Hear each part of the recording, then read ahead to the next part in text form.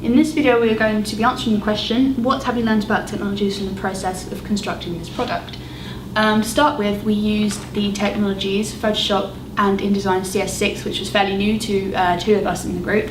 In order to do our movie poster and magazine cover, we had to learn how to use these products since they were so new to us, which then meant it took a lot more time to finish the ancillary texts, but it did make them look a lot more professional.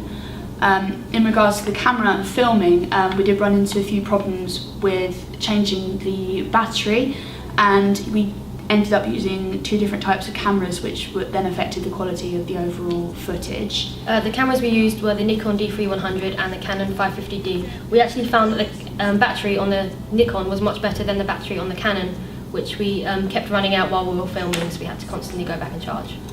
For our research, we used the internet and used a variety of different websites. Mostly we used Google in order to search websites for LGBT homeless teenagers, which was the main subject of our product. We found websites like Crisis that offered support and help for these people. We also used YouTube to study previous texts and films in order to draw inspiration from those.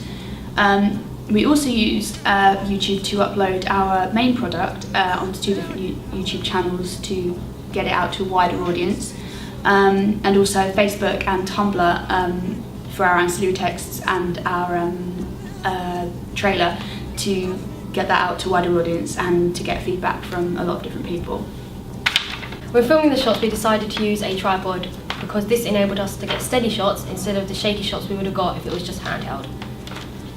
We decided to use a tripod as well because one member in our group had her own tripod and was able to set it up quickly and efficiently and get the shots done a lot quicker than otherwise. When editing our project, we decided to use Sony Vegas Pro 13. This was because I was familiar with the product and was able to edit it a lot quicker than I would have been if I had used Avid.